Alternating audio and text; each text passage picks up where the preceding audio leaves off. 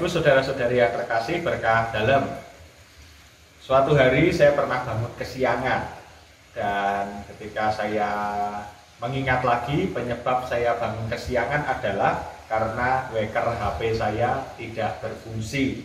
Jadi tidak bisa membangunkan saya karena waker HP-nya tidak berfungsi. Bapak Ibu saudara-saudari, demikianlah pola hidup manusia.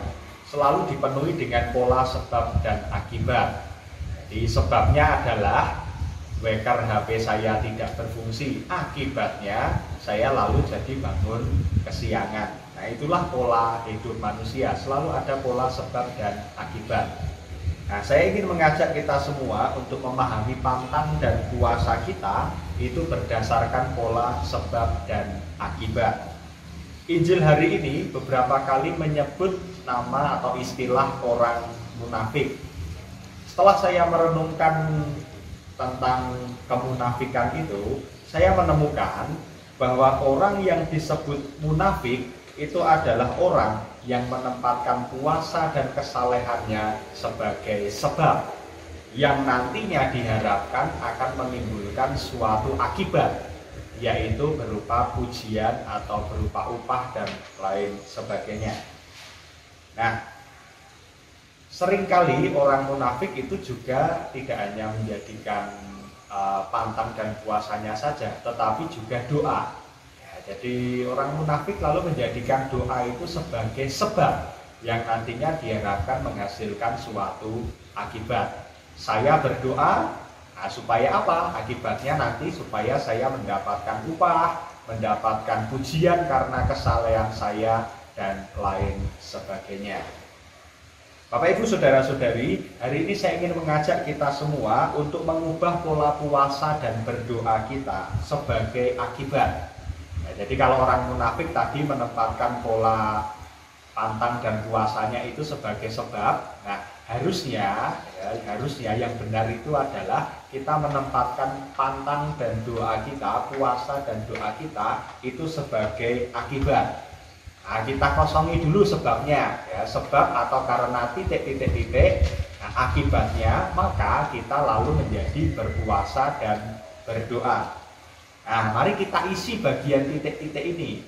Nah, sebagai orang yang beriman kepada Tuhan, saya ingin mengajak Anda semua untuk mengisi titik-titik ini dengan kata Allah mengasihi saya. Nah, jadikan sebabnya itu Allah yang mengasihi saya, akibatnya saya berpantang, berpuasa, dan berdoa. Karena Allah mengasihi saya, maka saya berdoa dan berpuasa. Nah, inilah yang seharusnya terjadi dalam kehidupan beriman kita. Nah, maka nanti kalau kita misalnya ditanya oleh orang, kenapa kamu kok berpuasa dan berpantang? Kenapa kamu kok berdoa? Saya berdoa, berpuasa karena Tuhan sudah mengasihi saya.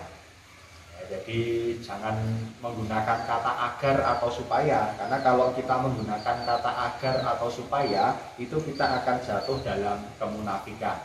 Kenapa kamu berpuasa dan berdoa? Saya berdoa dan berpuasa supaya, nah, titik-titik nanti bisa diisi supaya saya mendapatkan pujian, supaya saya mendapatkan upah atas kesalehan saya. Nah, ini munafik. Ya, jadi ini munafik. Maka semoga kita bisa berpuasa dan berdoa tidak dengan cara yang munafik, tetapi karena kita sungguh-sungguh menyadari bahwa Allah sudah mengasihi kita. Hari ini kita memasuki masa Prapaskah. Masa Prapaskah adalah masa di mana kita diajak untuk sungguh-sungguh menyadari kasih Allah pada kita. Karena persis kasih Allah itulah penyebab atau sumber dari usaha kita untuk berpuasa dan berdoa. Berkah dalam, selamat memasuki masa Prapaskah, selamat memasuki masa pertobatan ini. Semoga kita semakin layak untuk menerima Tuhan yang nanti akan menebus kita di hari raya Paskah. Berkah dalam.